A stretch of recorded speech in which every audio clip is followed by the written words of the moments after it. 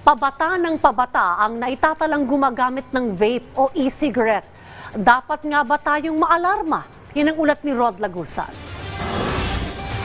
Ikinababahala na ng eksperto ang pabata ng pabata na naitatalang gumagamit ng vape o e-cigarette. Ayon kay Dr. Maricar Limpin, Executive Director ng Action on Smoking and Health Philippines, may nakikitang pagbabago sa paggamit nito mula sa tradisyonal na paninigarilyo.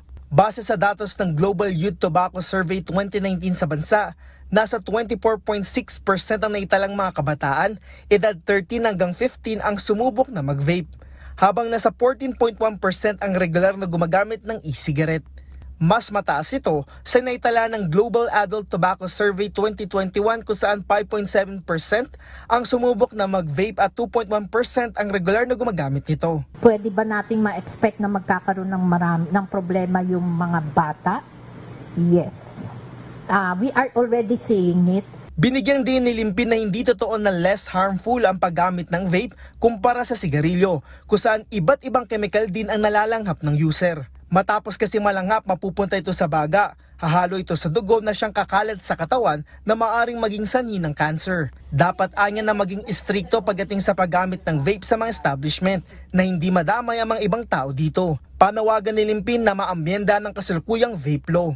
Yung batas na allowing purchase sa edad na 18, no? Kasi binabayan sa 18 Dating 21 na, binaba pa sa 18. So siguro, itaas na lang uli natin, no? Gawin na lang nating, ideally, dapat 25. Kasi yung maturation ng control center ng brain natin occurs at the age of 25. Dapat anya na mapunta sa Food and Drug Administration ang regulatory function na kasalukuyan ay nasa Department of Trade and Industry. Even if you look at the other countries, it's FDA who has the authority to regulate over e-cigarettes. Hindi naman ang trade. Git pa ni Limpin, dapat tanggalin na ang mga flavor sa vape na base sa pag-aaral ay nakakaapekto sa DNA na maaring mauwi sa cancer. Rod Lagusad, para sa Pambansang TV sa Bagong Pilipinas.